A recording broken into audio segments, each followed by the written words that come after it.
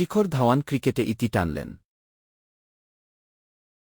আন্তর্জাতিক ও ঘরোয়া সব ধরনের ক্রিকেটকেই বিদায় বলে দিয়েছেন ভারতের তারকা ওপেনার শিখর ধাওয়ান।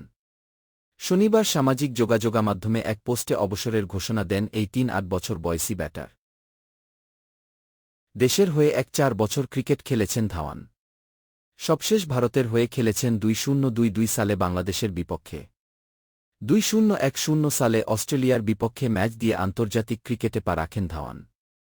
এরপর দেশের হয়ে ৩ ফরম্যাটে খেলেছেন ২৬-৯টি ম্যাচ, যেখানে ২-৪টি সেঞ্চুরি রয়েছে তার।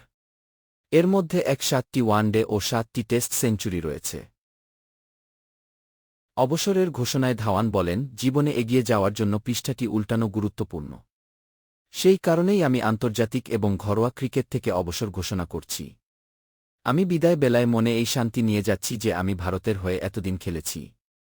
আমি নিজেকে বলেছি, তুমি আর ভারতের হয়ে খেলবে না বলে দুঃখ বোধ করো না, কিন্তু তুমি দেশের হয়ে খেলেছ বলে খুশি থাক।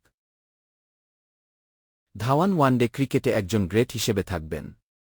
কেননা এই ফরম্যাটের ইতিহাসে তিনি অষ্টম ব্যাটার যার ৪-০ এর বেশি গড় ও ৯-০ এর বেশি স্ট্রাইক রেট সহ মোট ৫,০০০ রান রয়েছে। এ তালিকায় ভারতের অপর ২ ব্যাটার রোহিত শর্মা ও বিরাট কোহলি। ধাওয়ান দেশের হয়ে 2013 সালে আইসিসি চ্যাম্পিয়ন্স ট্রফি জিতেছেন। সেই আসরে ২টি সেঞ্চুরিসহ মোট ৫টি ইনিংসে তার রান ছিল ৩৬৩।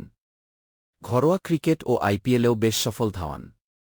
দীর্ঘ ক্যারিয়ারে Delhi Capitals, Mumbai Indians, Deccan chargers, Sunrisers Hyderabad এবং পাঞ্জাব কিংসের প্রতিনিধিত্ব করেছেন ধাওয়ান, যেখানে তিনি বর্তমানে কোহলির পরে দ্বিতীয় সর্বোচ্চ রান সংগ্রহকারী।